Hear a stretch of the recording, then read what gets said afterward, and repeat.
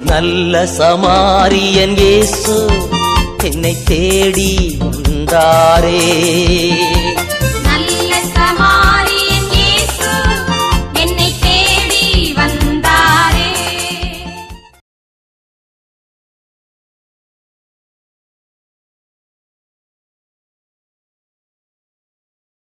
கிறிஸ்துவுக்கு பிரியமானவர்களே, வாரம் ஒரு குடிஜித தலைப்பில் இந்த நாளுமாக பைபிளில் முரண்பாடா என்ற ஒரு கேள்வி வைத்திருக்கிறோம். ஒரு சிலர் வேதாகமங்களை நன்றாக படிக்கிறார்கள். நம்முடைய கத்தோலிக்க மக்கள் அதிகமாக அவர்களை படிப்பதில்லை.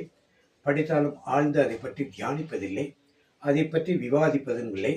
ஏனெனில் அவர்களுக்கு நேர்ச்சைகள், பொருத்தனைகள், கோயில் திருவிழாக்கள் இவர்களில் அதிக ஆர்வங்கள் உண்டு.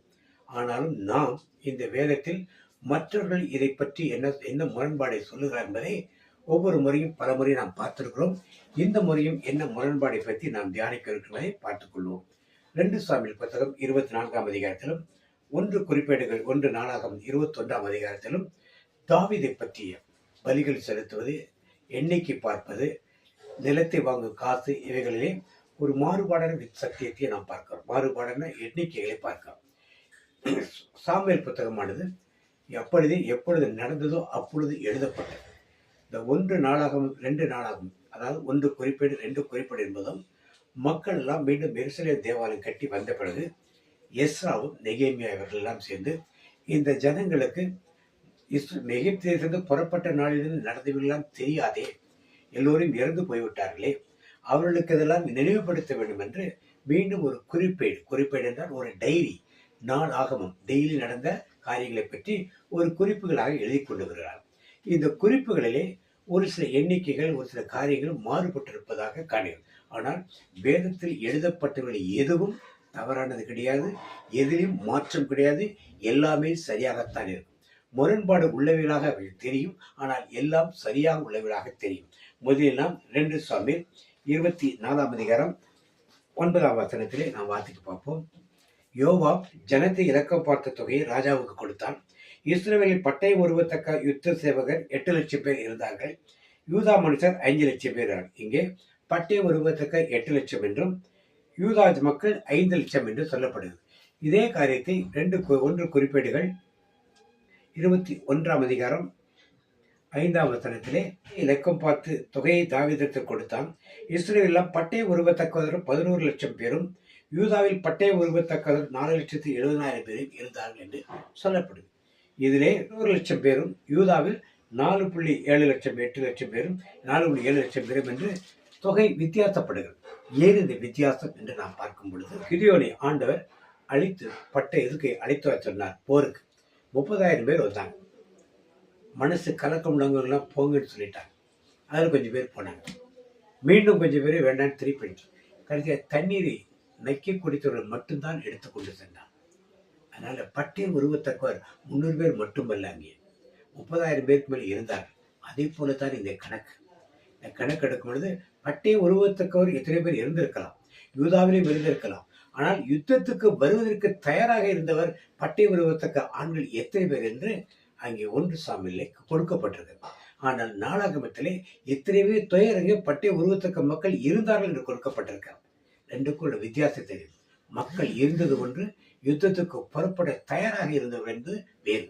2ஐயும் நாம் வேறுபடுத்தி பார்க்கும் பொழுது 2ம் சரியாக இருக்கிறது என்பதை நாம் அறிந்து கொள்ளலாம். இன்னும் ஒரு காரியத்தை பார்ப்போம். சாமுவேல் 24ஆம் அதிகாரம் 13ஆம் வசனத்திலே, நீ காத் தாவீதிலிருந்து உம்முடைய தேசத்திலே 7 வருஷம் பஞ்சம் வர வேண்டுமோ, அல்லது 3 மாதம் உடைய சத்துருக்களை பின்தொடர நீரோடுக்கு முன்பாக ஓடி போக வேண்டுமோ, அல்லது உடைய தேசத்திலே 3 நாள் கொள்ளை நோய் உண்டாக வேண்டுமோ, இப்போதும் என்னை அனுப்பினதற்கு நான் என்ன மறுவுத்தரவு கொண்டு போகிறதை நீ யோசித்து பாரும் என்று சொன்னார். இதிலே அந்த தீர்க்கதரிசி ஆண்டவரத்தில் தாவீது கேட்ட, 7 வருஷம் பஞ்சம் வேண்டுமா, 3 நாள் கொள்ளை நோய் வேண்டுமா, அல்லது சத்துருக்கள் உண்மை பின்தொடர 3 மாதம் உண்மை பின்தொடர வேண்டுமா? 3 காரியங்கள் வைக்கிறார். இதே காரியத்தை 1 நாளாகமத்திலே நாம் பார்க்கிறோம்.